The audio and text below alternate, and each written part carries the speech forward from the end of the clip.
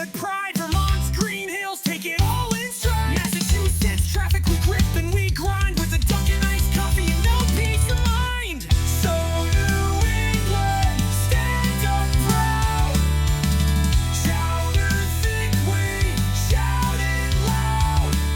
From Fenway Chance to Rhode Island Tide, New Hampshire's Clyde, live free or die. So New England, with Ian Brownhill. Good friggin' morning from New England, folks. Welcome back to episode 57 of the So New England podcast. I'm your host, Ian Brownhill, joined by my co-host, Robert Travisano. All things life's better in New England. So New England podcast producer, Vinny G, behind the camera. And once again, folks, this one actually found us. So we don't want to take the credit for seeking this one out, but we are very, very glad that this individual has been connected to our podcast because we're going to have a wonderful, wonderful guest for you today. So without further ado, RJ, why don't you tell us who we have? We have yet another first today on the pod, but this one, folks, might just take the cake. He definitely has my vote, and if that counts for anything, you know how I feel about my things being counted for.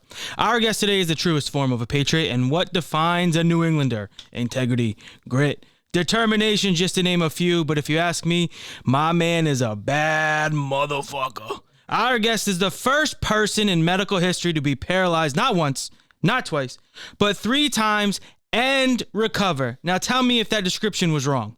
From going top shelf on the rink to co-founding a foundation that has donated more than $1.5 million back to individuals in paralysis research. Here on the So New England podcast to spread the uplifting F words like family, faith, and friends, we welcome Mr. Thomas Smith. Thank you so much for having me, guys. Yeah, thank you for making the trek down from the North Shore. That's a pretty far drive to come down to Little Roadie. Yeah, but I timed it, so it wasn't too bad with traffic. Awesome. That's awesome. Welcome. We definitely appreciate your time here.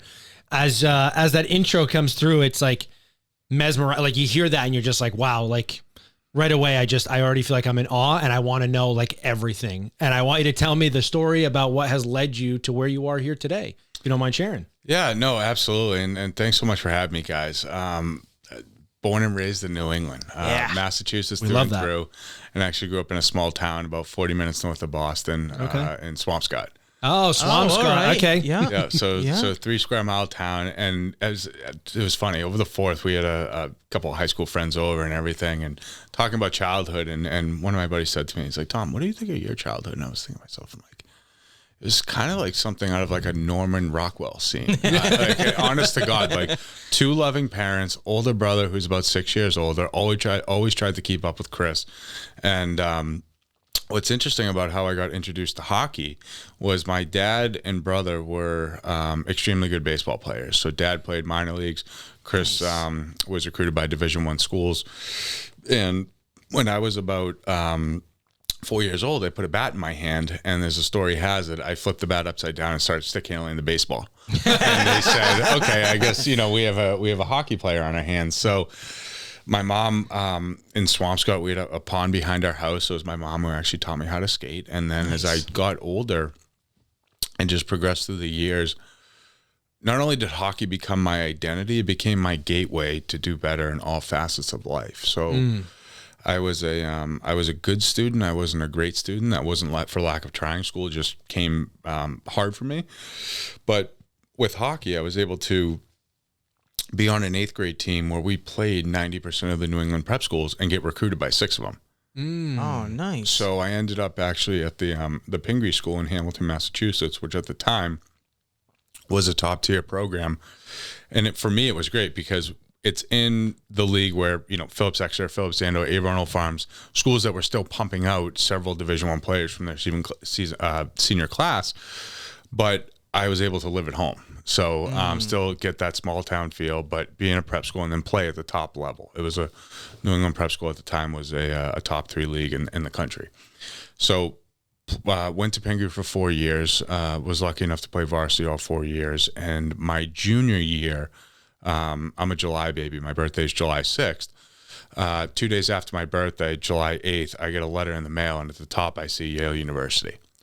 And so I vividly remember opening that envelope, and Keith Elaine was the coach at Yale at the time.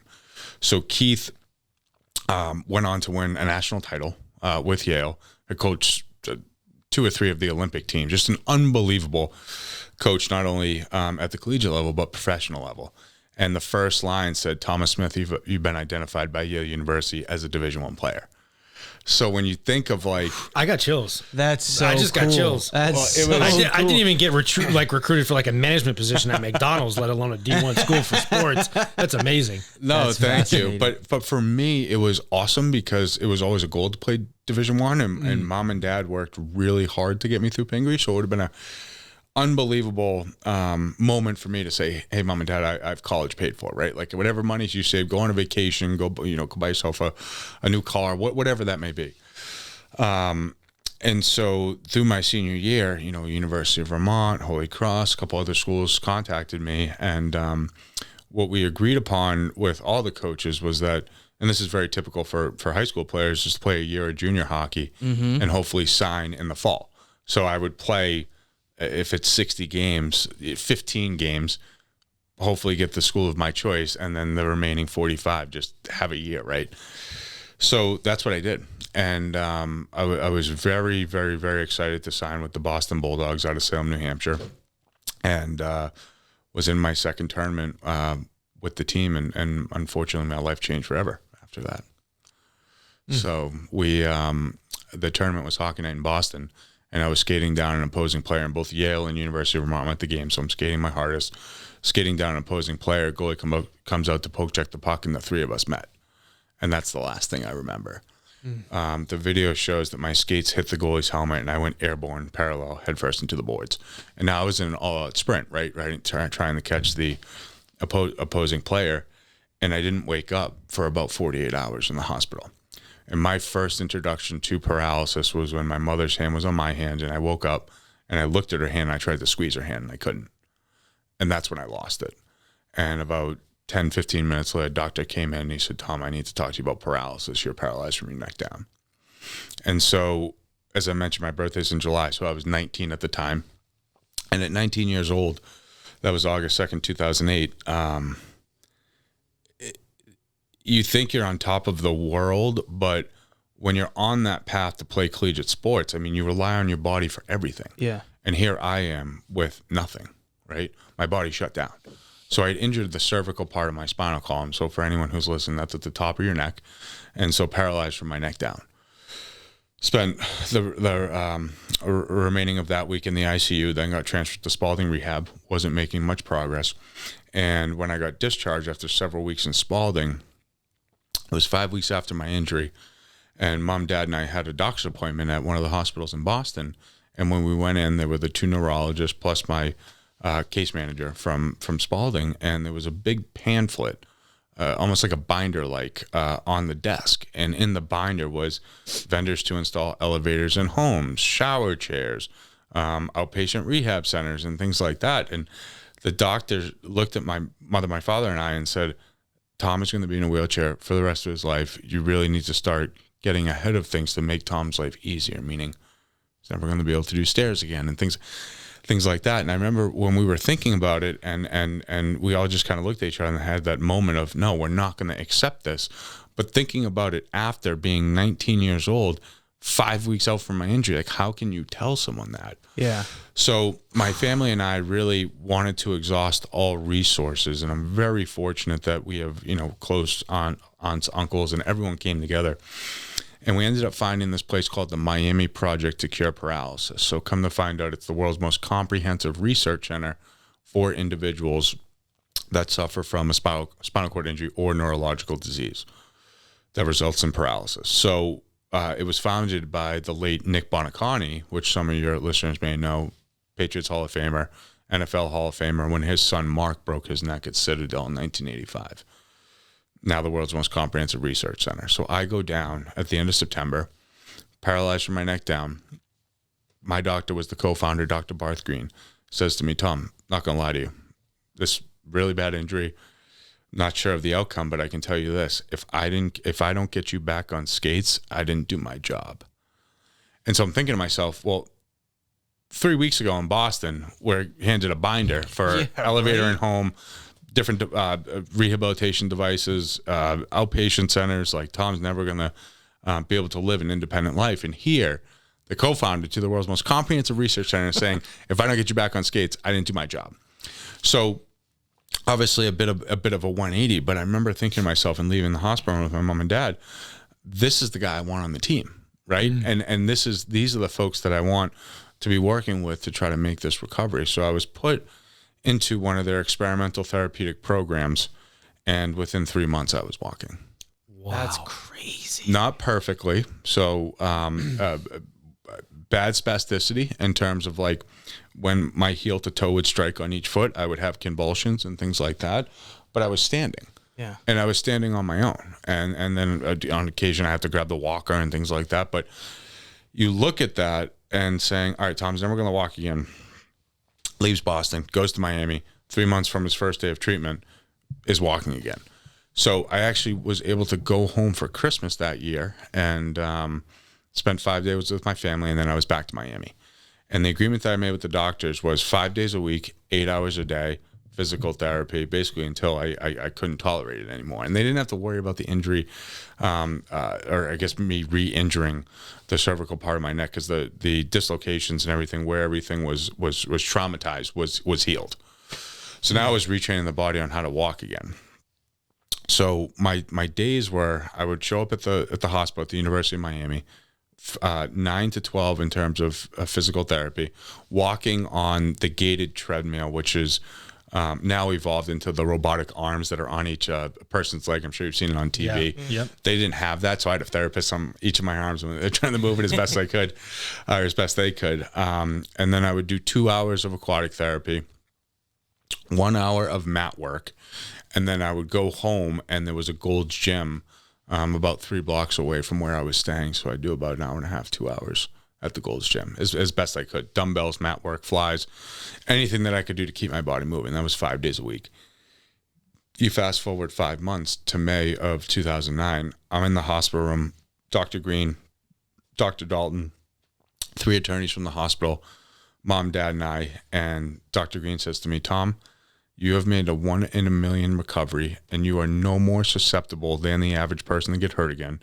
If you want to go back to hockey, you can. And at that moment, it was fear and joy, right? Yeah, I because can only imagine. and so I'll talk about the joy first, right? My identity is a hockey player. I had played since competitively since I was 4 years old, in the learning to skate, and so for 16 years of my life at 20 years old, everything was hockey. Again, gateway to do better in all facets of life. And then the fear was, okay, could something happen? And the agreement that I made with my parents was, well, if the world's most comprehensive research center says I'm no more susceptible than the average person to get hurt again, I want to take the opportunity. And I remember thinking to myself over the weeks when we were deciding this, for me, it was so important to obtain that college scholarship, but also to say, Mom and Dad, I have college paid for. And I never got pressured by them. But that was a personal goal, right? To financially alleviate that burden, and also student debt. So, so as of July of that summer, I'm playing competitive hockey again. So it was about 2 months from when I got cleared. That's insane. And August hit. That's so cool. And when I went to training camp, USA Hockey has all the teams, the junior teams, and of all circuits from 18 to 21-year-olds who are playing, submit their speed, strength, endurance. You do all kinds of tests. Submit it to USA Hockey. We get the results back right after Labor Day. I'm in the top 2 percentile from 18 to 21-year-olds across the country. I was in the best shape of my life. Had one of the best tournaments of my life in Labor Day. And then the 3rd week of September was when I was contacted by 3 out of the 4 schools. So Yale, University of Vermont, and Holy Cross, saying, hey, let's have a conversation basically in November, and hopefully we can wrap this up by the end of the year, and you'll be with one of the programs. So unbelievable, living the dream, and everything was working in my favor. And we were getting ready for a game. It was October 1st, 2009, and we were skating in a practice, and then we were going to get on the bus and go about an hour north. And I'm skating around the net with one of my teammates, something that I've done 10,000 times. And as I'm going around the net, our skates get entangled. And he goes into the board's feet first, and I go into the board's head first. And as soon as I hit the boards, I knew I was paralyzed. I can tell you which coach was first on site. I can tell you what teammates both took my gloves off. I can tell you that the paramedics in the helicopter, because I was airlifted, were wearing blue jumpsuits. And when they wheeled me out of the rink, I can tell you that it was raining out. I remember everything. So unlike my first accident where I had a really bad concussion, with this injury from moment of injury till we landed in Boston, I remember the entire thing. Jesus Christ. That's And insane. that helicopter ride, about 22 minutes from Salem, New Hampshire to Boston Medical Center, a couple things were going through my mind. First was, oh my goodness, someone screwed up. I shouldn't have gone back to hockey, right? Second was, why me? Very much the pity party. And then the third was, what the hell am I going to do with my life? Right? Because hockey now is clearly out of the question. So I get to Boston. So going back to the first question, oh my goodness, someone screwed up. They rushed me out of the helicopter, go into the emergency room, and then after they did their procedures, they put me in the MRI machine. They started the scans in the cervical part of my back. So about 45 minutes went by. Doctor pulls me out and says, Tom, we can't find the injury. We have to scan your whole back. And I'm thinking to myself, what do you mean you can't find the injury? Well, as they moved down, they found that I had broken T3 in half. So cervical area, the top of your neck, T3 is in between your shoulder blades. Two totally different parts of the spinal column, two totally different parts of your back. Doctor pulled mom and dad in about 2 hours later and is talking to us about the injury, what the next couple of days are going to entail. And he says, Tom, you had a better chance of winning the lottery 5 times in a row than having 2 separate accidents totally unrelated. If we were the doctors in Miami, we would have signed off on you to go back. If we were you, we would have went back to hockey. You had nothing to worry about. Running a business is tough. But here at the So New England podcast, we have a solution for you.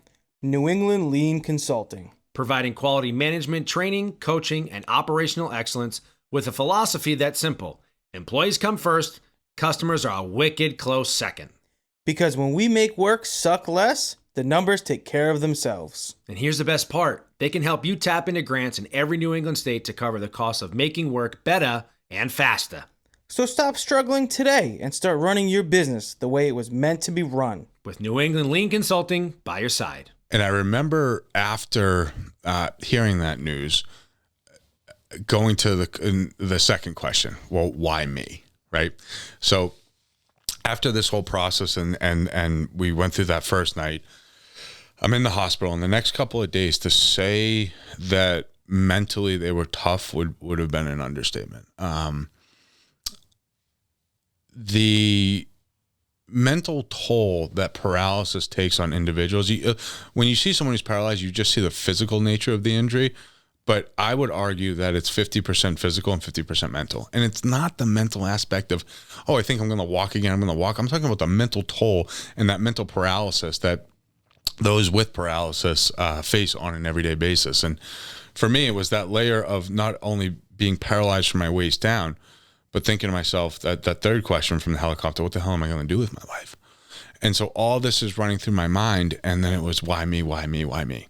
And my doctor at the time, who's a wonderful individual, and I'm very lucky to have a good relationship with him now, it was 6 days after my accident, and I was having none of occupational therapy or physical therapy. Didn't want to work with the PTs and OTs.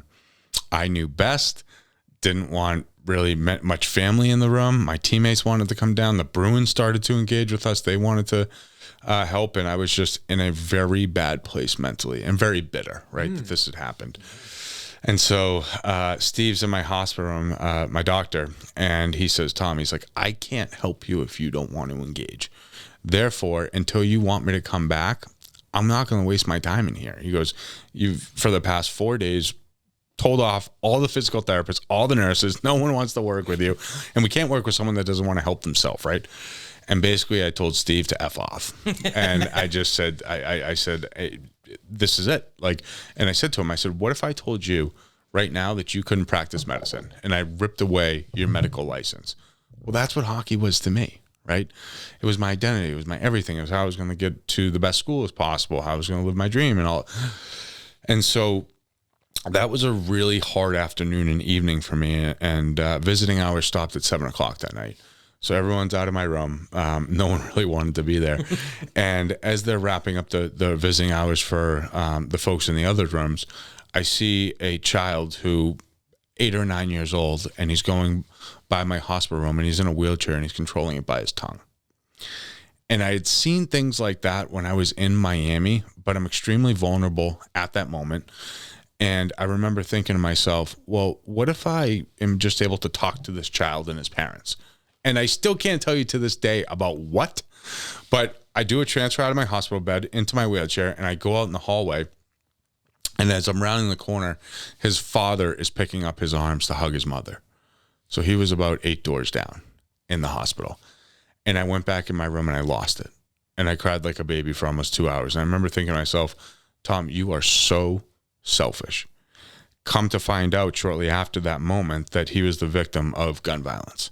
Bullet wasn't intended for him. It was intended to a family member that he was walking with. So to no fault of this child's own, he's in a wheelchair. And I remember thinking to myself, well, it was your choice to go back to hockey. It was your choice to try to live your dream. Why you? Why not you? And as soon as I started positioning the question like that, my whole perspective changed. And still to this day is when adversity hits a lot of the questions that I ask myself. Why me? Well, why not you? Right? And I did 6 things that night that have profoundly built a foundation in my life, personally and professionally, that helped me be the best version of who I am today. And I know we're all from New England and we love to throw around the F word, but instead of using the profanity, I said, you know what, we're going to build the new F words, and that's how you're going to really try to build your life from here on forward. And that's faith, family, and friends. My family is amazing. Both mom, dad, brother, aunts, uncles, cousins. We're very tight knit. And yet I wasn't letting not only really anyone help me. I was being super nasty to them. And so it's like, all right, be nice to your family, but really build a family around you with not only relatives, but people who you want in your life that can really help you thrive. Friends, my mom used to always say to me, Tom, show me who you walk with and I'll tell you who you are. So really surrounding myself with friends, similar to family, but that would push me and can be a positive influence, and hopefully I can be a positive influence in their life.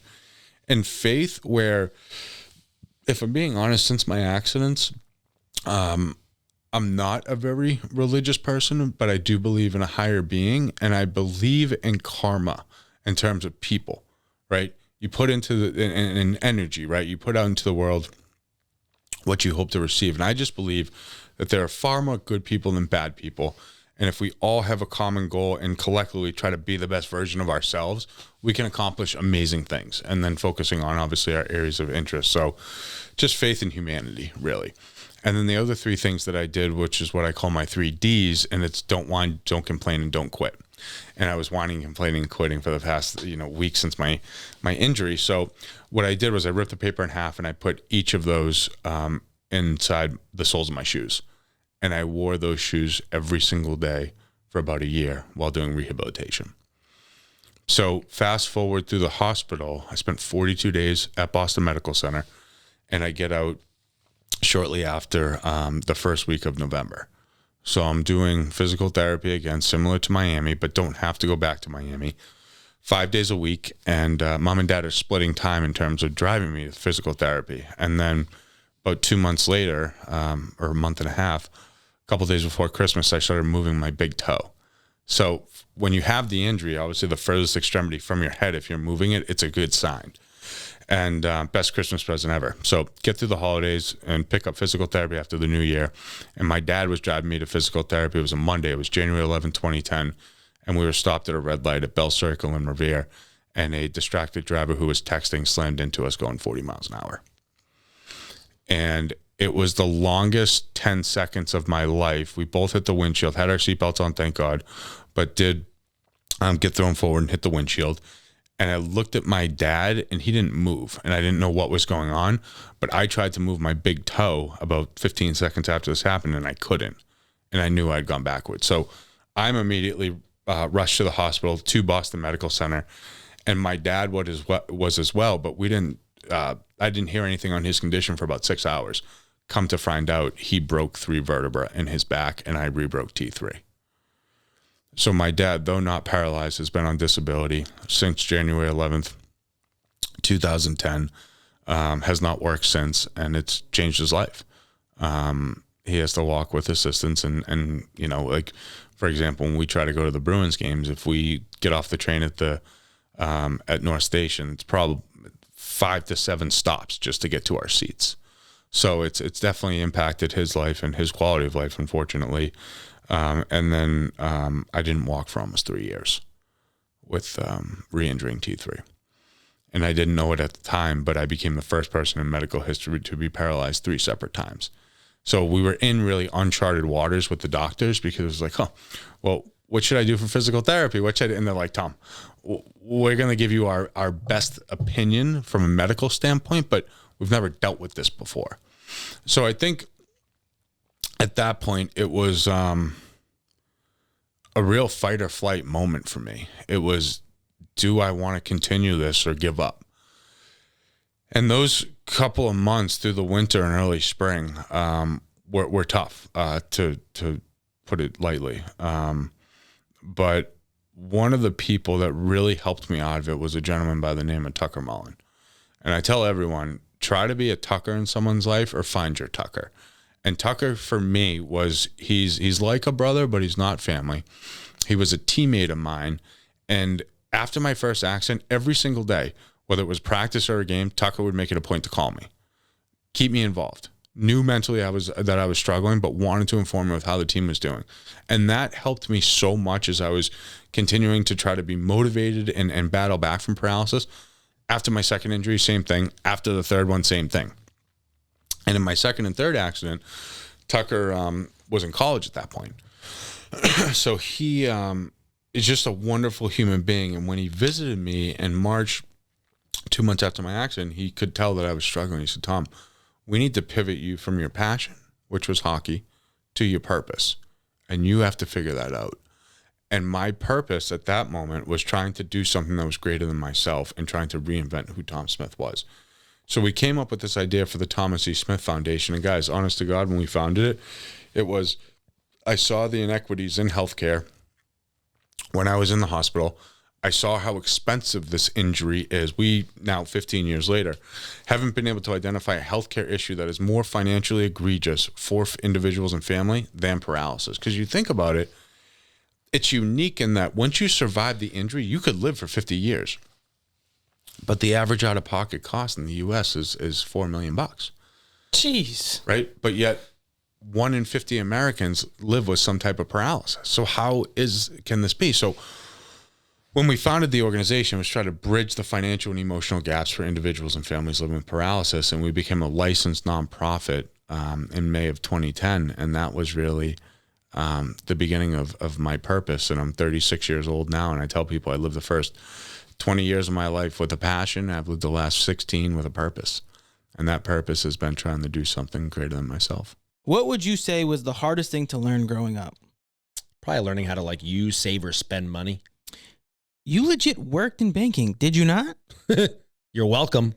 Are you still with Dime Bank, or are you too Hollywood now? Okay, rude, but yes, I am. Imagine your followers finding out you're with a Connecticut-based bank. Okay, first of all, they have a branch in Wesley, Rhode Island, which is where we grew up. So really that's brownie points because I'm sticking to my roots. Second, I think everyone would appreciate that I'm with a bank that knows and understands their community. Their tagline is legit, community banking lives here. Hey, I'm not asking you to sell me on it. I've been banking with them for years, and they know me on a first-name basis. I'm just saying I'm surprised is all. I can see the headlines now. Mr. Anti-Connecticut actually banks with local community bank? Okay, you know what? Follow along with me here. They're FDIC insured, equal housing lenders, wicked friendly. They take care of all my personal needs, have expansive products to help all my businesses, offer lending across the board, merchant services. What more could I possibly want or need? And you know that I secretly like Connecticut, so. Oh, I hope you heard that, folks. Dime Bank is the reason Ian loves Connecticut. Okay, you're ridiculous. Funny story, though. You know how they have like the mobile app with like banking, Lifesaver, you can do all the deposits. Have you tried to teach your mom how to do the mobile deposit No. yet? I was teaching my mom how to do it, and she takes a selfie instead of the check. Visit dimebank.com to learn more. I feel like the intention when we started this podcast was, of course, to just like have fun, chit chat it up. And then we kind of found ourselves in this situation where we continue to have incredible individuals such as yourself on come and share their stories. And as you're mentioning, purpose. And, you know, we worked with Joe Andruzzi for the Andruzzi Foundation, Matt Light for the Matt Light Foundation. And now we're learning more about your foundation here, but the story that got you there. And it just kind of puts a lot of different things, especially in today's day and age, into perspective. And it kind of makes the world feel a little bit smaller when I talk to an individual like you, because I feel like as a chronically online individual, you're constantly exposed to the whole world and you kind of feel like you want to help the whole world. And then you know that you can't. So it feels overwhelming and you find yourself in a position where you feel like you have no purpose and you don't do anything. Yeah. So when a story like this is told, it feels like I get pushed into a state of mind where it's like, well, there's a community of things that you can control and you can do, and you can find your purpose in that. So number one, thank you for sharing your story. And the first follow-up question I was going to have, which you kind of touched upon, and I would like to revisit a little bit, if you don't mind, is the psychological aspect of what occurred. Mm-hmm. And the reason why I say that is because, again, mental health is something that I'm passionate about, and I'm just genuinely kind of curious about what you had to do and how you did it when it came to the mental fortitude it took to continue to push through. Now, I know you talked about your 6 steps, but I think I almost want to get a little bit deeper if you're okay with it. Mm-hmm. Because I think to myself, like, I can't imagine what that fear genuinely felt like when you wake up and you can't move. Yeah. And that must have damaged you for life. Yeah. It's interesting now because 16 years later, and I still cannot have anything on my feet when I sleep. So like the blankets are resting on my ankles, and it's just a psychological thing where, and it might sound like silly, but because I couldn't move my feet for so long, I just need to know that they're still moving. Right. So here we are, all these years later. So, I think with,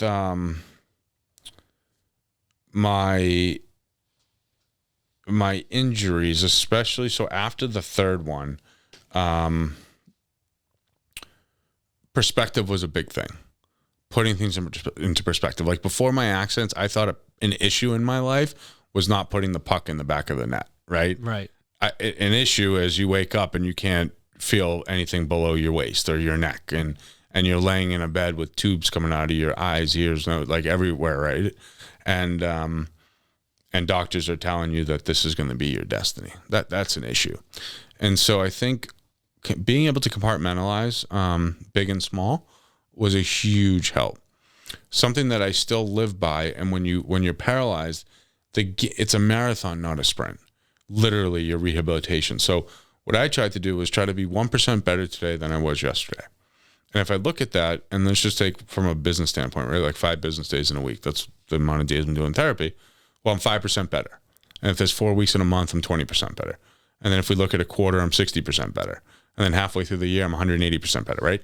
So when you look at that and say, okay, well, if I can compartmentalize and put everything into perspective, and then I can say, well, looking back on everything that I've accomplished, I actually have come far and have made a lot of progress. Like it helps, because when you look at these kind of audacious mountains that you need to climb, it can be overwhelming. Yeah. And then thinking about my injuries and then how I've been able to kind of position that in my personal and professional life after, I still live by the 1% rule, because, and some of your listeners are going to be like, what the heck is he talking about? Every single person listening, including all 4 of us in this room, we've all been paralyzed. That's our common denominator. And what I mean by that is we've all had our moments in life that have frozen us in time, where it's like, what the heck do I do next? Most people, it's mental paralysis, right? Like, oh my God, there's a death in the family. You have a traumatic diagnosis, or relationships are off. Like we've all had those moments where we stop and say, what the heck do I do next? And we're literally frozen. And a big thing for me was being able to compartmentalize and break things down by the 1% rule, and then also perspective. Incredible. Now that that third injury, the 3 years that it took you to get the walking back, the rehab, were you fully paralyzed again from the neck down on the second injury? Did you have some movement and waist down. Waist down the second time? Yep. Okay. And when you were going through rehab for those 3 years, like what were like the points for you where you were like, I need to get to this particular area to know that it's worth the fight for the next year, for the next 6 months? Like, I always think about it. A good thing is, like, yesterday I went for a run. I didn't really want to run. So what I kept doing was I kept looking at a sign in front of me. I said, just get to that sign, then we can stop. And then I got there, said, just this sign. And next thing you know, I put together a decent run. So I'm like curious what those markers were like for you. Like, what did that look like? Yeah. So there were definitely some days and weeks where the gains were, they were slow. And so one of the best things I did was when I pivoted back to the roots that I talked about after my second injury, being faith, family, and friends, having that support system that could pick me up when things weren't going my way. And maybe those 1% were 0.25%, right? That was huge. And then also asking for help. I was and still am a very prideful person, but it's kind of like radical transparency and radical vulnerability, right? Like, I have no shame saying that I struggled for years mentally as I was battling back from physical paralysis. That took me a while to say. I for several years after, you would never hear that. But now that we've been so many years removed, I'm a lot more comfortable saying that. So that definitely helped me now that I think back on those 3 years. But the big thing was you have to, in my opinion, when you wake up every day, have a sense of purpose, right? Your job, personally, relationships, if you have children, parents, like whatever, there has to be a sense of purpose.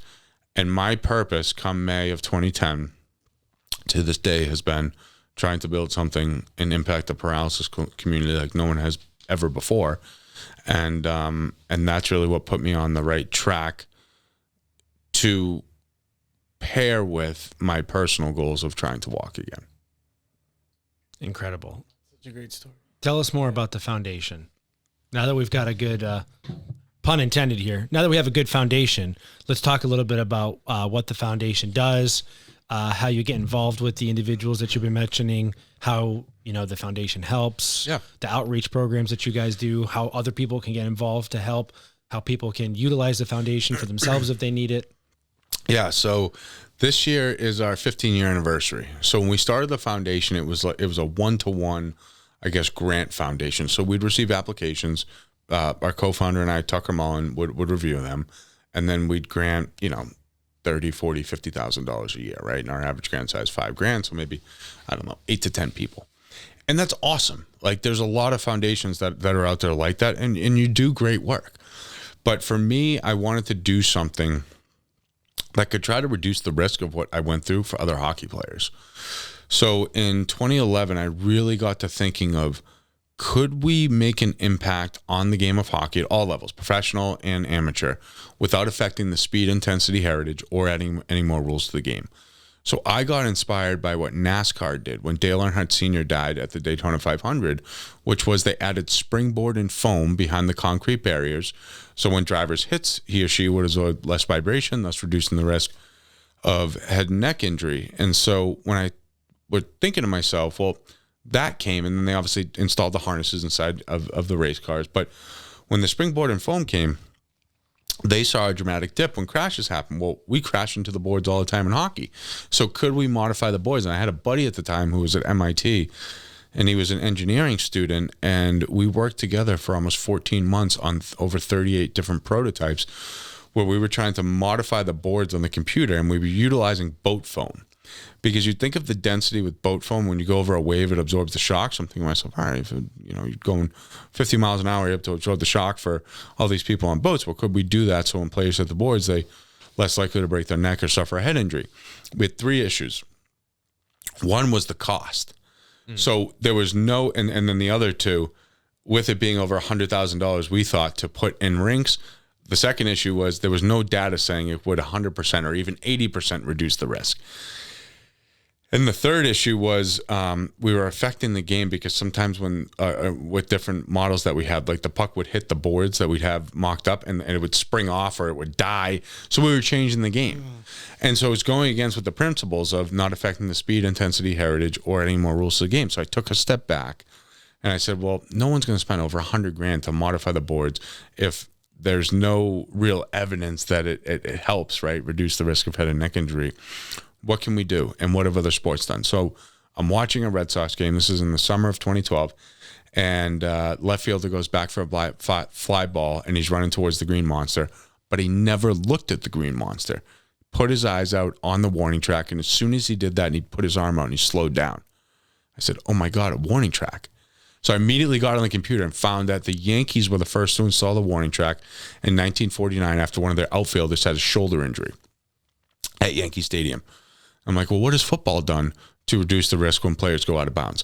They moved the goalpost in 1972 from the goal line to the end of the end zone, and then they installed that rectangular box beyond the perimeter line. So when players go out, they roughly have 5 yards before they make contact with coaches, media, or teammates of theirs or players on the opposing team. I'm like, all right, football has theirs, baseball has theirs.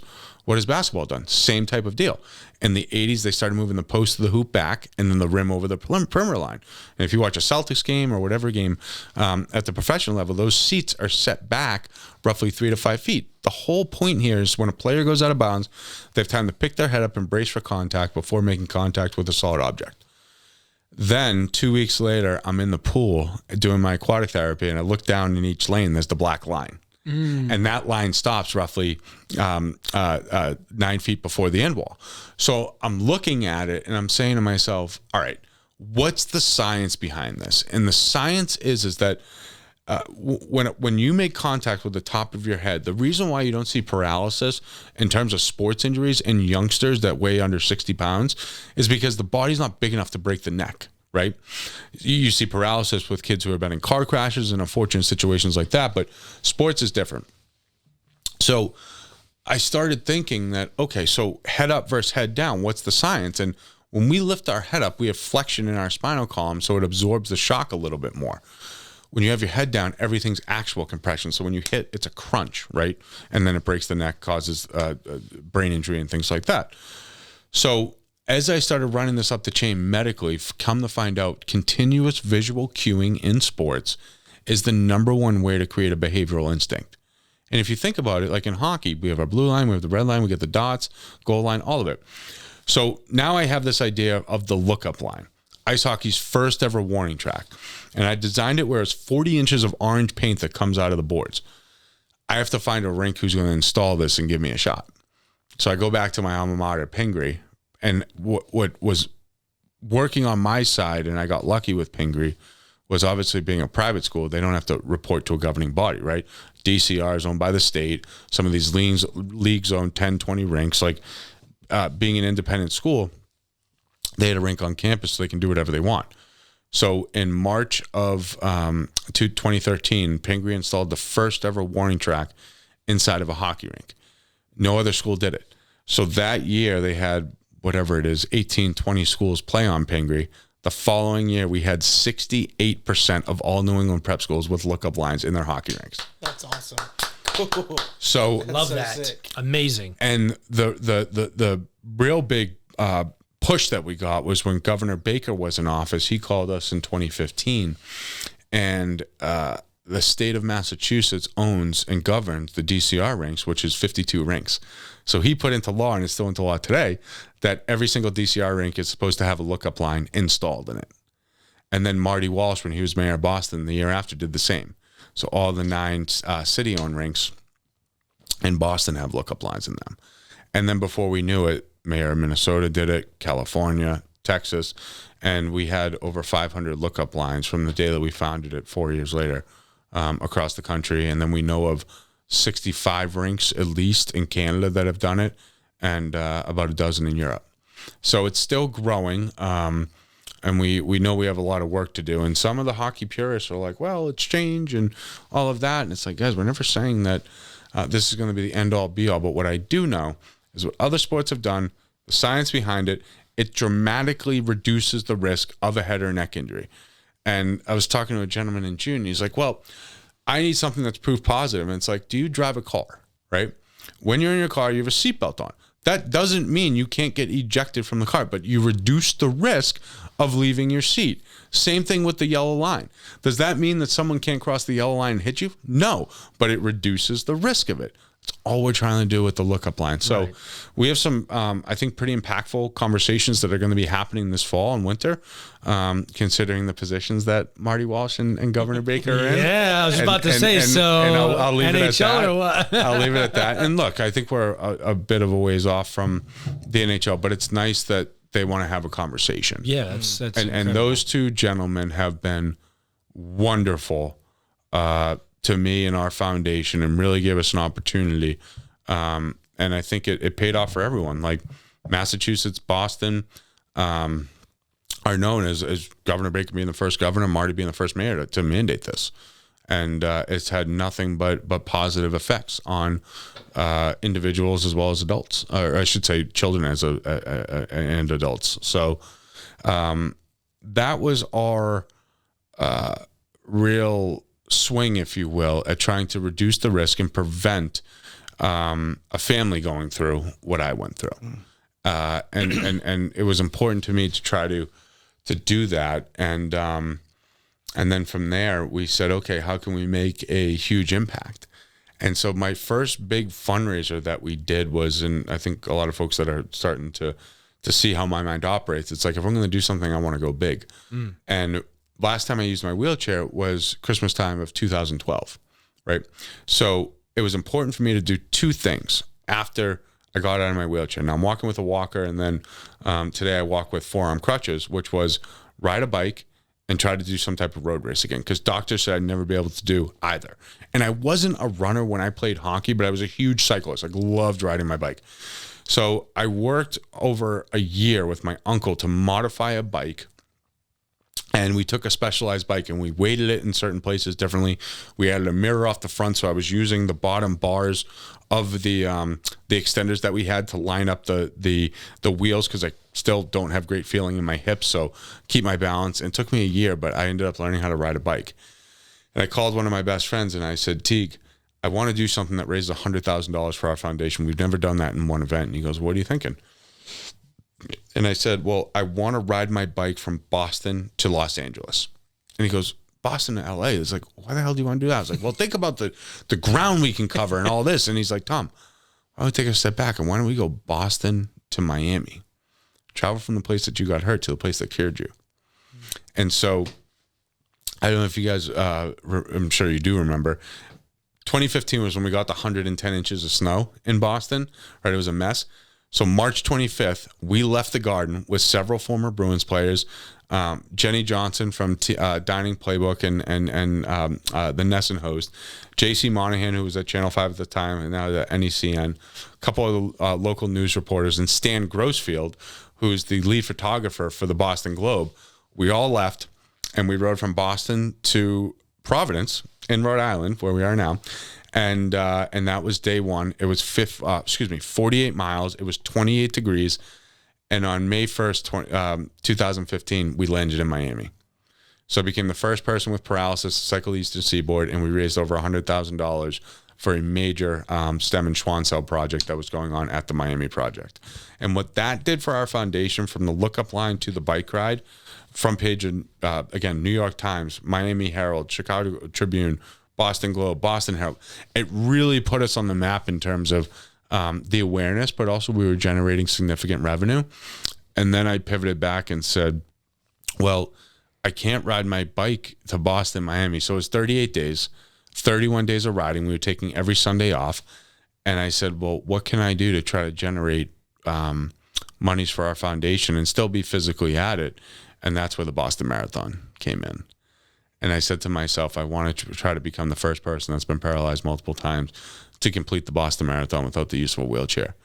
And after about a year of training in 2018, I completed my first Boston Marathon, the 122nd Boston, and have done so every single marathon since, outside of the year of COVID when they didn't have it. And this year I'll be going for number 8. And we've raised over $200,000 over these last couple of years. That's huge.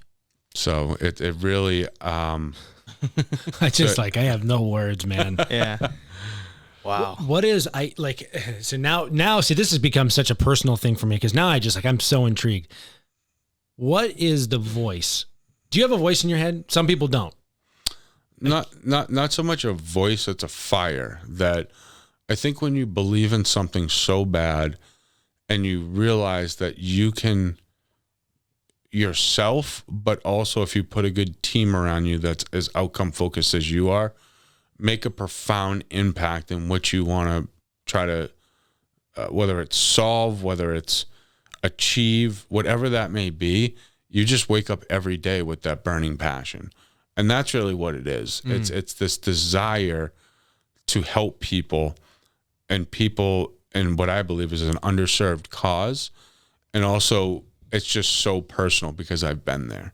I never tell people I know exactly what they're going through, but I tell people I have a good idea because every situation is different. Right. But I have a good idea of the financial hurdles that one has to overcome. I have a good idea of the mental paralysis when you're physically paralyzed. I have a good idea of that it's not fun when you're in your 20s going out and trying to date if you're paralyzed from your neck down, right?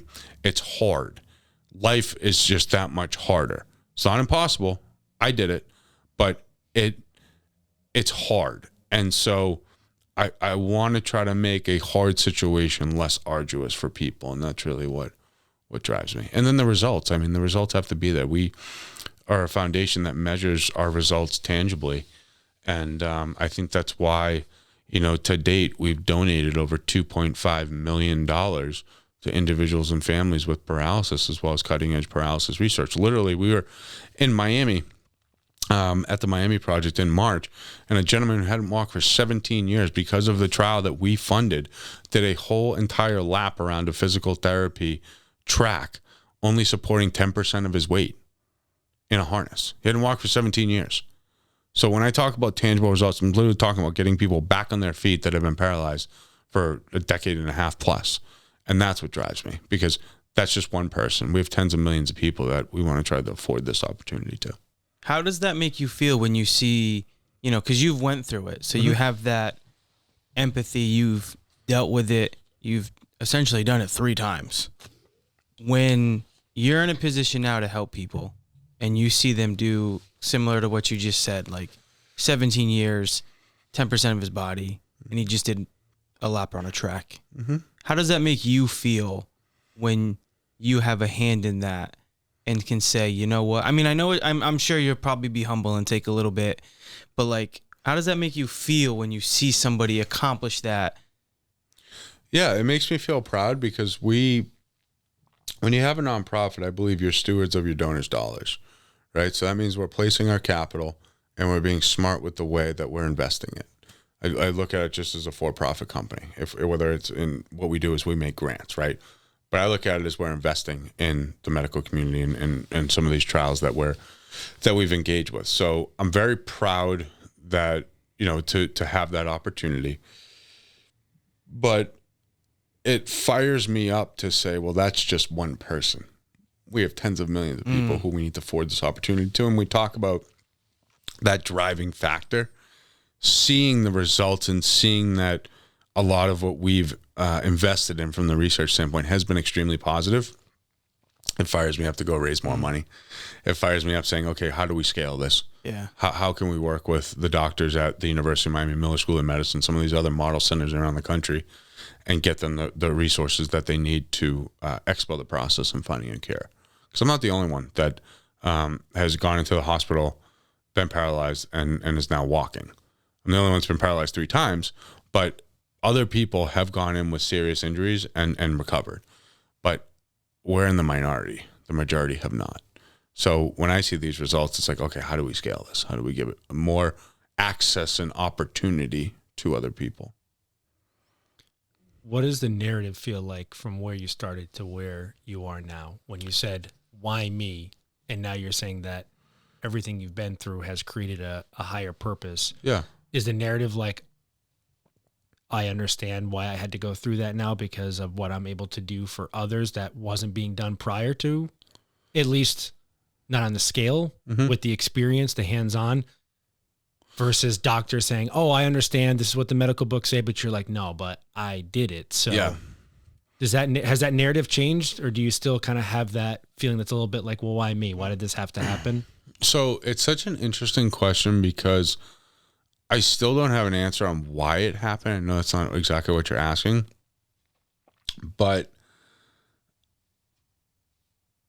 it made me reposition my life and my thought process where, as I mentioned at the beginning of our conversation, I thought my sole purpose in life was to put a puck in the back of the net and give people a gratification for about 10 seconds, right?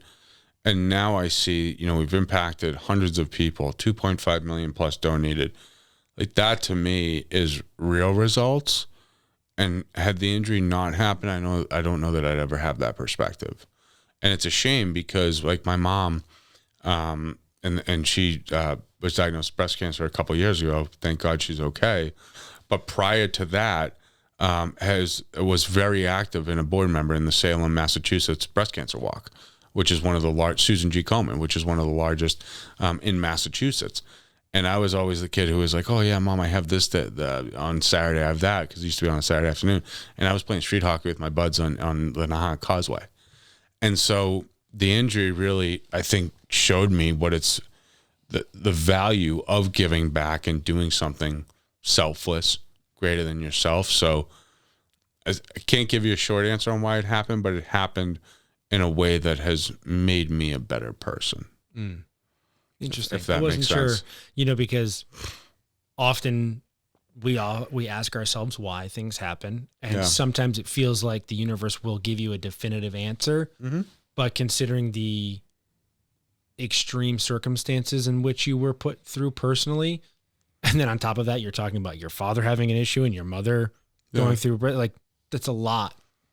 It's a lot for one person to handle, and that kind of burden, and the fact that you've continued to keep the spark and the fire alive, it fascinates me on a personal level to say, like, how not only you keep the fire lit, but, like, if you don't, is this your answer why? And if it's not, like, I'm like, wow, how could you keep going? Because anything I've been through, whenever I have the why, I'm like, oh, thank God I know why I went through that now, because I can compartmentalize and put it away forever. Yeah.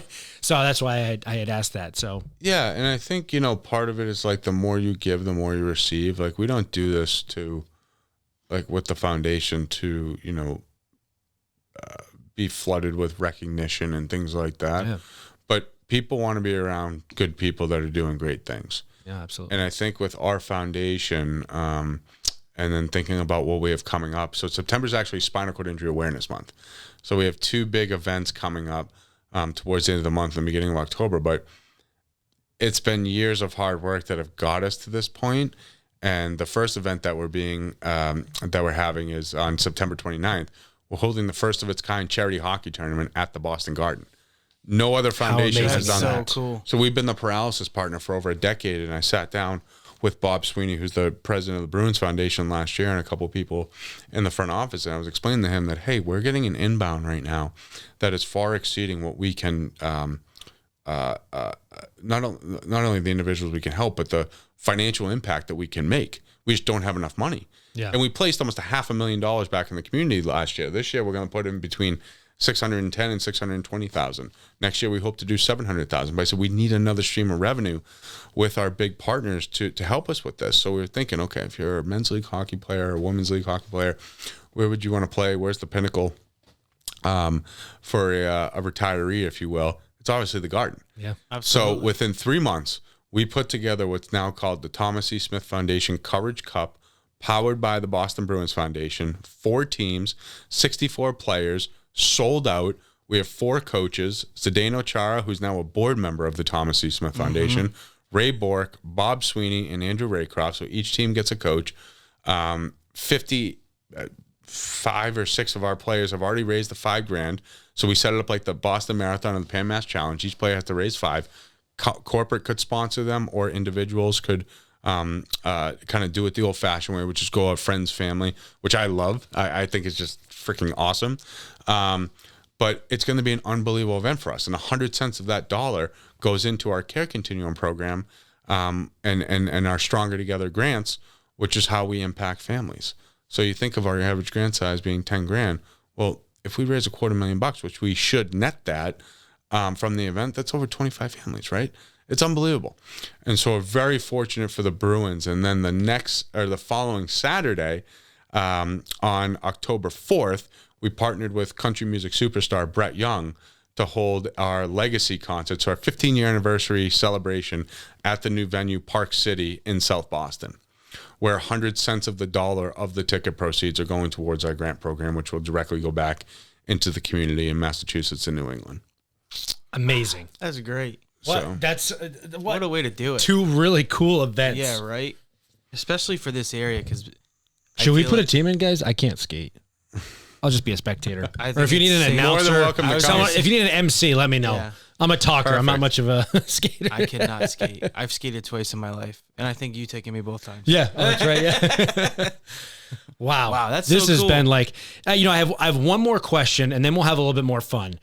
I am curious your perspective surrounding the experience that you have in the medical field when it comes to having someone say yes you can and no you can't. Mm-hmm. And I feel like the narrative that's been happening a lot, again, due to social media and the exposure of people sharing their experiences and knowledge, we are seeing an abundance of people who are finding the strength to get second opinions and to dive a little bit deeper, because there's only so much medical knowledge, so much medical experience, so much time available, so much resources, depending on where you go to get your treatments, where a doctor will say to you, this is your life moving forward, versus someone being like, we can do this. yeah. And I'm just curious your perspective on how that can make a family feel, the impact of that, and how to move within that field to find the strength and courage to be like, yes, like I understand that this is a medical professional who has a lot of knowledge and I don't want to degrade them, but I need a second opinion. I need to make sure that this is a forever thing. Like, how do you navigate those type of water? Because I feel like people are scared. I am just a person that I want to exhaust all resources that I have, and that, and not everyone has a big network, but we all know someone that can hopefully connect a few dots, or we have a computer, have our phone that can get. I love second, third, fourth, sometimes fifth opinions, because if someone's going to try to control my destiny, I'm not just going to accept that from one person. Now, it's kind of like the same, right? When dots become lines and lines become patterns. Well, yeah, okay, maybe there is a level of acceptance, but even so, I am just the type of person, whether you think you can or you can't, you're right. And if I can get up and fight, I'm going to do that till I can fight no longer. So this is what I do, right? I support the medical community. I am a believer in science. I'm a believer in forward thinking in terms of healthcare and medicine. However, I think a lot of it has to do at times with the individual, and you have to put in the work as it pertains to paralysis. Now, with some other illnesses and things like that, that maybe the rates of fatality are a bit higher than paralysis. I think people should be getting, second, third, and fourth opinion. Like, this is your life. Yeah. You only have really one thing in this world, and that's your body. And so I just am a true believer in science, in protecting my body, and I want to exhaust all resources personally before I'm even going to think of, okay, if someone says I can't, maybe thinking about, is that my destiny? Is there a sense of like anger with your original doctor at all? No, Resentment, anything like that, where you're like, no. or was it kind of more like, proved you wrong?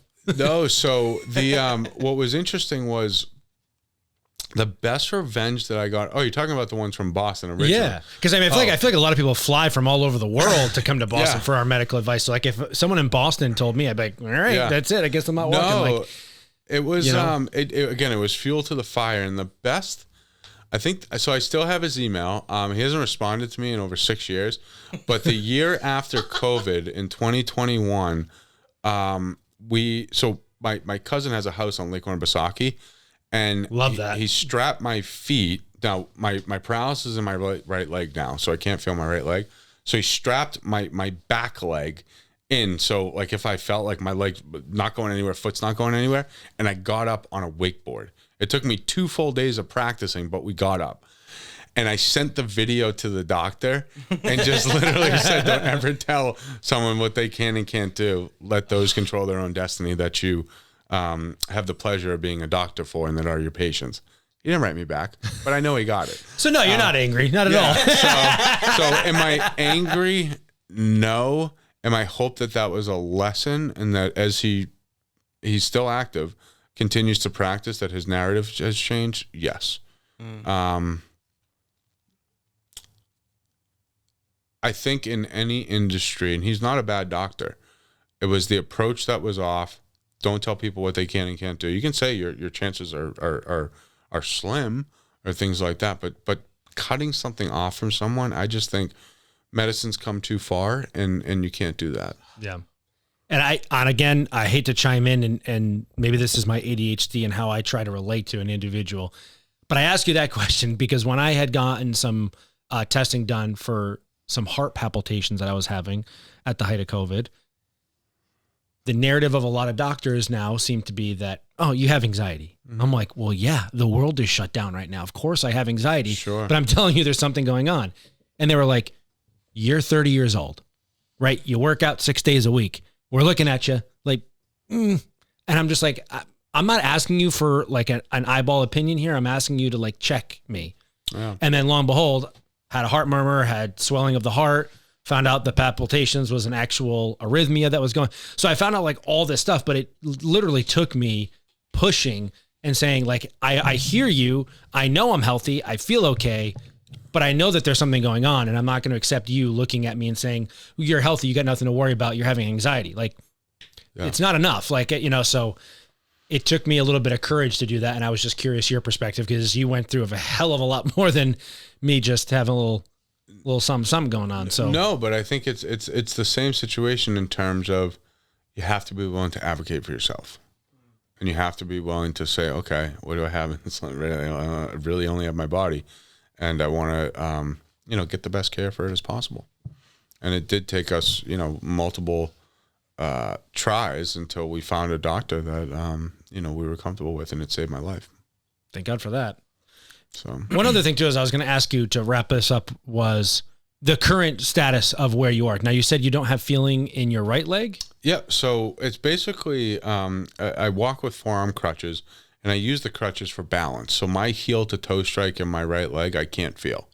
So interesting. I use the crutches so I don't trip over myself and my gait pattern's not straight. And over the years, I've rolled my ankle so many times, so I have a weak ankle that sometimes does roll with the crutches, but I'm able to correct it very quickly. So very fortunate, and just so thankful that I was given, when I think of our foundation and my story, it's really access, right? I was given access to some of the best healthcare and treatment, and that's what we try to provide for others with our foundation. So I'm one of the lucky ones, and we're trying to give that opportunity and access to. So how did you manage to bike then? If you don't have, you still. Great question. Yeah, I was gonna ask. So like you're saying that you're biking and you're doing the marathon. How are you doing that? So marathon is, if you think about it, with my forearm crutches, my right leg swings through.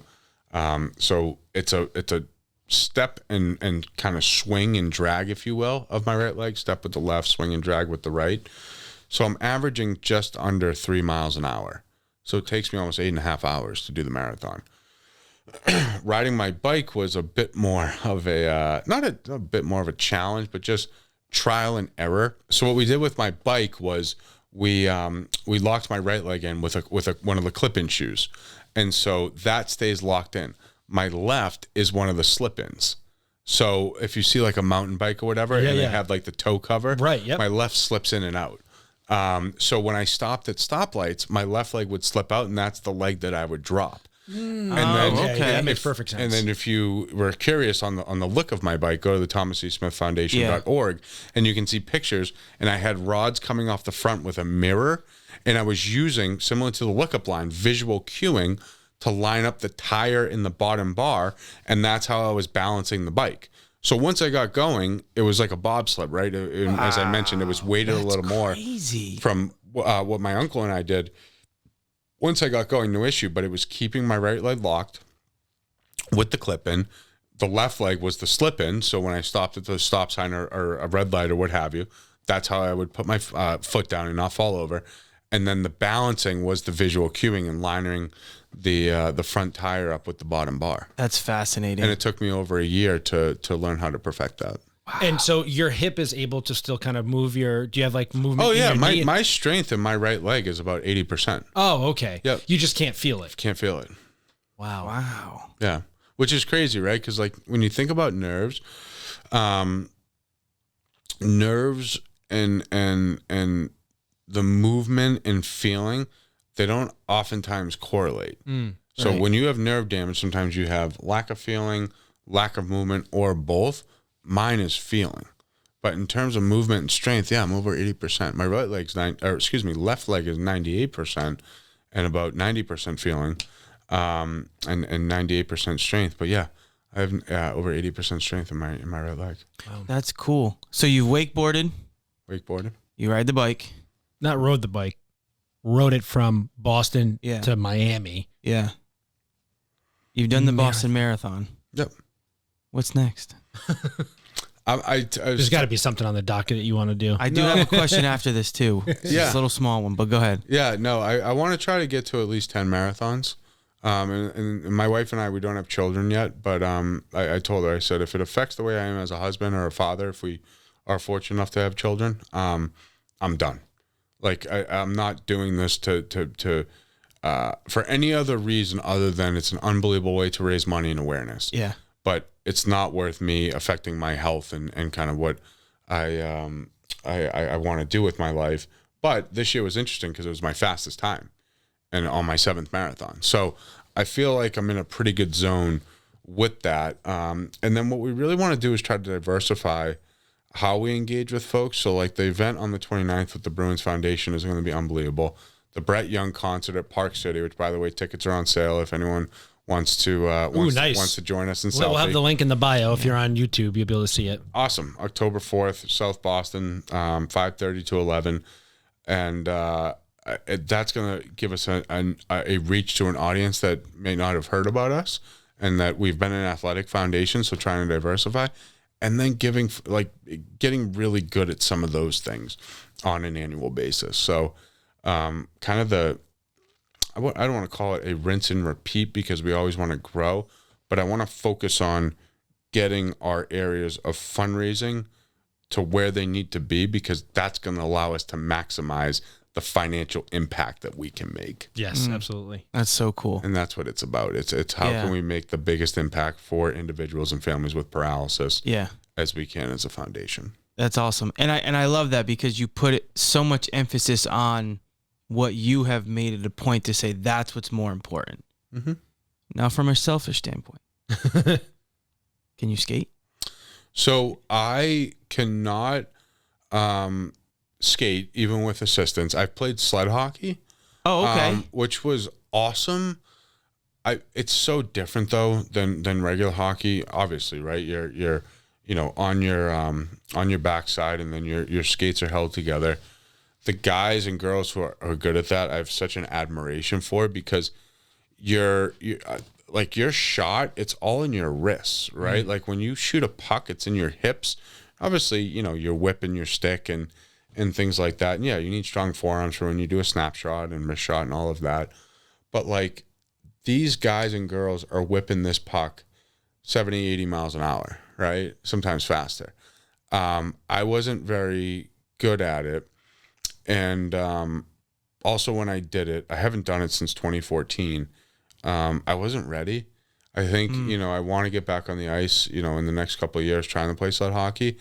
But until I gain back feeling in my right leg, skating, even with a crate, is going to be hard. So my goal with hockey is to be able to do one lap around the rink, and that's it. I don't care if I ever put on skates ever again, but I want to do one lap without assistance. And if it's with assistance, that's fine. But around a rink, and that's it. Be done. Gotta show them who's boss. For real. I was going to say, too, hockey is one of those sports. We never played it. We played just about everything else there was as far as, like, the main sports. But I went to a school, and we were pretty cool. It was very close knit school, and like getting to know some of the hockey players, go to the games, and you see just how athletic, but it's like a different type of athletic. But I will say, and I give you a lot of credit because you've mentioned like the visual cues you've talked about. Yeah. I feel like hockey's like top tier for that. I mean, I know you kind of just know because you practice and it's certain things, but like I've played football, basketball, soccer, and I feel like at Lacrosse. lacrosse, yeah, and I feel like I could have picked any of those up at any time and known exactly what I was doing. But I watch hockey and I'm like, how do they know that that's where the puck's going to be? They don't say anything. They don't look at each other. I can't see the puck. The at all. puck's just there. I watch and it. I love going to the game, It's but like I'm like, I don't know where the hell the puck went. Yeah. No, it's so you think about it, right? It's the fastest sport out of, let's just talk about the 4 major sports, right? The fastest, you literally have blades on your feet. Oh, 100%. And the object that we're playing with is on the ice, so inherently you're going to get caught with your head down, yet there's no warning before you hit the boards. Yeah. How does that make sense? Exactly. It doesn't. Right. So we're trying to correct that at all I levels. love it. I think it's an awesome thing. That's so cool. This has just This is been crazy. absolutely so amazing. informative. Thank you. And then the kicker with the lookup line is it costs less than $500. That's with labor and materials to install.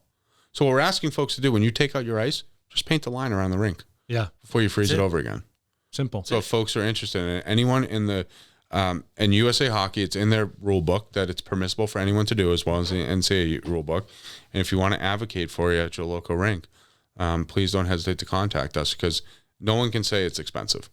And if someone really has a hard time paying for it, we cover the cost. All right. We are going to move on to a lighter note, but thank you for sharing such an incredible Thank story. You. That was cool. I'm moved beyond words. But we are going to get into our silly portion of the podcast called the So New England segment. Well, we're going to ask you New England-based questions. Now, you're a North Shore boy. So what I would like to know right off the rip is, what is the top food in Boston? Boston or the North Shore? All right, I will take one of each. So obviously the seafood. I love seafood. So I will say, love a good lobster roll. Hot or cold? Cold. Okay. Yep. Love a good lobster roll with lemon. Some people like butter. I like lemon. That's why I go the hot route, because I get the butter. Yep. And then North Shore roast beef. That's it. We have our North Shore beefs. And then the only 10 on Barstool in the Barstool Pizza Review is Monty's Pizza in Lynn, next to where I grew up. So for all you South Shore people that say, oh, we have the best bar pie. Nope. Monty's Pizza in Lynn has the best bar Voted pie. on. Let's go. And so 3 answers: Boston, love the seafood, and being from the North Shore, roast beefs and Monty's Pizza. Love it. What a great list. How about, obviously, hockey guy, big sports guy in general, I'm assuming. You want to give us a ranking of your top New England sports teams? Yep. Boston Bruins, number 1. Yep. New England Patriots, number 2. Love it. Red Sox, 3. Celtics, 4. All right. And no disrespect to the Celtics. A lot of hockey players were not good at basketball. I tried in elementary and middle school to be good. I just was not good at it. Yeah. And I have such an admiration for the athletes, but I just wasn't good at it. I feel like hockey is like the one sport that does not necessarily, there wasn't a lot of cross athletes. Like they didn't, maybe football just because they were like brutes, but they weren't the wide receivers. They were like the tight ends and the linebackers. But as far as I feel like any hockey what it players I've known, translates to? when I watch them play other sports, I'm like, oh man, you are just built for hockey. It translates to golf well. The motion. Yeah, I don't know. I feel like, I know. Well, giving a wrister bub, right? Did I say that right? That's how the hockey guys say it. That's a wrister bub. When I was on Nesson, I did a segment about it. That was hockey terminology. That's one of them I remembered. That's fun. And a bit, was it biscuit or something like that? I don't know. Oh, you pass the biscuit. Yeah, pass the biscuit, something like that. Anyways, okay. How about movies? You a big movie guy? I am. All right. Not Yeah. a huge movie guy, but Movies, TV shows. sure. Give us your favorite New England influenced movie or TV show. Like The Town, The Departed, Yeah. Good Will I was Hunting. just gonna say Town, Departed, Black Mass. Ooh, Black Mass is a good one. yeah. Hasn't coming up yet. No one has mentioned Black Mass. Oh, okay. That's a great one. Yeah, I thought Johnny Depp did a really nice job in that. And then on the softer side, I really enjoyed Casey Affleck in Manchester by the Sea. Oh, we are one. So We are vibing right now. I love a good Manchester by the Sea. And that's a great movie to watch, whether you're hanging out with someone, dating someone, married, whatever. Kind of sad. Yeah. But it just being from the North Shore, they film from Gloucester to Salem to Beverly to obviously Manchester by the Sea up to Gloucester. So I don't know. I thought Casey Affleck did a nice job, and I forget whether it was a Golden Globe or Academy that he won, but one of the larger awards he did win for best actor. Yeah, it's one of my favorite films. One of like top 5 favorite films of all time. So yeah, so North Shore would be Manchester by the Sea. Boston, Massachusetts would be let's say Black Mass. All right. How about New England states? We got 6 beautiful states here. We got, Mass, Rhode Island, Connecticut, Vermont, New Hampshire, and Maine. Do you want to put those in order for us? What do you think? Favorite to least favorite or best to... Here, why don't we do it this way? Why don't we do rank the states by hockey? By hockey? Yeah. Obviously, I'll be biased, and no, it's the truth. Massachusetts is number 1. We always go back and forth between Mass and Minnesota in terms of the amount of skaters that are playing. Then I would say the other states have done a really good job. I think New Hampshire, probably 2. Connecticut or Rhode Island. Mount St. Charles is a pretty popular hockey school. It's more like Rhode Island's very small, but it's like Central Rhode Island up. Yeah. There's not much south of that. I'll say, but to your point, Central Rhode Island up, but the Bruins Learn to Skate program has done such an unbelievable job. Yeah. And it's like for less than $200, you can get your son or daughter fully suited if they're under, I don't know, maybe 10, 12 years old. Like it's part of Learn to Skate. It's unbelievable what Bob Sweeney and the Jacobs have done with the Bruins Foundation. So let's say Rhode Island, Connecticut, Vermont, Maine. Love it. It's too cold in Maine. It is too cold in Maine. And it's crazy, right? Because like Maine Black Bears, unbelievable. Like Southern Maine has a great D3 program. But in terms of the youth, I feel like a lot of kids are coming over the border. It's because there's really, there's not, I don't know, Maine is. Well, I feel like when there's just not a lot of programs available. I feel like when you're the major cities, I mean, Portland maybe I guess is a major city for Maine, but it's so close to Boston that like you're just going to travel to where the talent is, especially nowadays. I mean, we're 33. You said you were 36. It's like AAU was kind of, it was a thing, but it was like really, really taken off. And now it's like AAU is far more important than regular high school basketball or hockey and stuff. I feel like, no, I don't know. That's how I feel. I mean, maybe it's because it's clickbait, but I see stuff where I'm like, if that's AAU, that's a joke.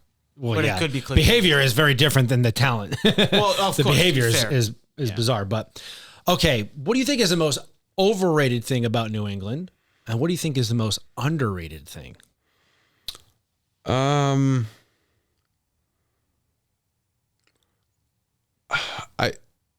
I love the 4 seasons, and so we all have friends that have moved out of New England. And I think probably to Florida. Yeah, Florida, or some have gone west and things like that. I don't know. Even the winters when they're bitterly cold, even though I can't play hockey anymore, like I enjoy it. I enjoy that change. When I was in Florida doing my rehabilitation, I was bored after 2 months. Love to visit, love to go down for a week or 2, but I don't know. I know that the seasons, everyone's like, oh, they're beautiful, but I do enjoy winter still. Fall's my favorite. That's going to be my next question. Perfect. So I felt like we had an unbelievable summer this year. Yeah. And spring's great too. The marathon in April and all of that. But I don't know. And then overrated. Some of the beaches where what I don't understand, in the North Shore is notoriously known for the beaches being rocky, right? Right. Mm-hmm. Why the towns can't bring in, whether it's I don't know if it's a backhoe or something to drag the sand on the beach, but just move the rocks up against the wall. They could, they just don't. Like, they absolutely could. And I'm not talking about like the rocks in the water that would just wash up. Like the big boulders that aren't going anywhere, you can move them. Like one of the beaches in the town I grew up in, Phillips Beach, they finally, a private resident paid a company to go in and pick up the rocks and put them next to this little club, the beach club, that has a retaining wall, and the beach is great now. Like, but I was Simple. Hope you guys are listening. Just move the rocks. like I don't know. I'm just like where you can, it's not like you have to bring in a crane to move a rock. I feel like if the towns just put in a little bit of money and sweat equity, you could clean up the beaches a little bit. Love it. Okay, one last question. If there was a word or a phrase that could best describe New England, your New England experience, like one word or one phrase, what would it be? If I could think of one word or words, kind of boiling into phrases that would describe New England, I think hardworking, determined, and passion. I think hardworking because, growing up, my dad was out of the house 5:15 every morning. And my dad's in his late 60s, so he was of that generation with his parents and things like that. Passion, we talked about the sports, right? Our passion for sports, but also I think our passion for life. Like, I feel like Boston and New England, we have so many different activities and outdoor events, and whether it's the mountains in the winter, the lakes in the summer, the beaches in the summer, our sports teams, like you see a lot of that passion come out.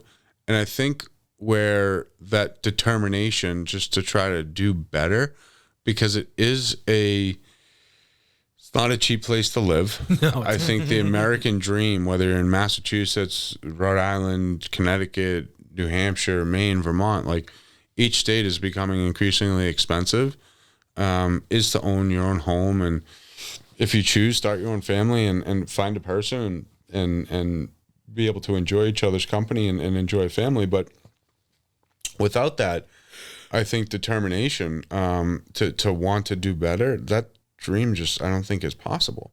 So I think when you look at the hard work, the passion, and the determination, I was joking with someone actually the other week, like we're working on a big project right now with the foundation and our partners, and they will remain anonymous, are in another region of the country. And they start their workday at 10 o'clock. 10 o'clock. Like, and if it's nice out, they'll be golfing at 2. This is a major player in healthcare, right? And it's just a different mentality. And we're like up, crack of dawn. You need me to jump on Zoom at 6:30, 6:15, 7. Like, I'm there. Nights, weekends, like, we just believe in this. So I don't know. So true. I'll take your question. I'll say, in short, passion, hard work, and determination. It's great. Love it. It's a great answer. All right, Tom, where can everybody find you? Where can they get in touch with the foundation, stay up to date with events, fundraisers you have going on, and, stay in touch with what you're also personally doing? Because something tells me you're going to end up on Everest in the next year for some reason. I don't know. I'm manifesting it. No. So if folks want to, keep in touch with us, thomascsmithfoundation.org. Our social handles at Thomas C. Smith Foundation, Instagram, Facebook, Twitter, LinkedIn. We try to be as active as possible on all the platforms and let people know, just if you're a donor, where your dollars are going, and if you're helping us with the community impact, what we're doing and what your help is, your volunteerism is doing. And then in terms of me personally, it's at Tommy E. Smith. And I love, engaging with folks like yourselves, but also I do a lot of corporate speaking as well as speaking at high schools and colleges and things like that. So I feel so, and I'll wrap this up with you guys with this. I feel so blessed with this opportunity to share my story and be on the positive side. Like, my story is not a story of tragedy. It's a story of strength, perseverance, unbelievable support system, access to awesome resources, teams, healthcare, all of it, right? It's a story of hope, and no good thing ever dies with hope. And I firmly believe that. And I think what helps me in the process is, and still all these years later, is sharing my story and seeing a reaction. And then, for example, I did a speaking engagement not too long ago, and someone coming up and saying, hey, my mother just went through her 3rd round of chemo, And hearing your story and overcoming adversity, some of the 1% that don't whine, don't complain, don't quit, some of the things that you did, I'm going to try to take that and apply it to my life so I can be the best person in supporting my mother. Like that to me kind of makes this all worth it, right? So I love sharing my story. So if folks want to engage, would love to chat, but really want to thank you guys for having me on. And again, this platform to share my story, it's been a blast, and I hope everyone that's listening has enjoyed. Absolutely. Yeah, it's been an absolute pleasure, man. honor and a privilege. I feel like a much, much better person that we had the opportunity to connect today. And we're very grateful, as I'm sure all of our listeners are, for you sharing your story today. So thank you. No, thank you guys. Really appreciate it. Awesome. All right, folks, that is going to conclude episode 57 of the So New England podcast.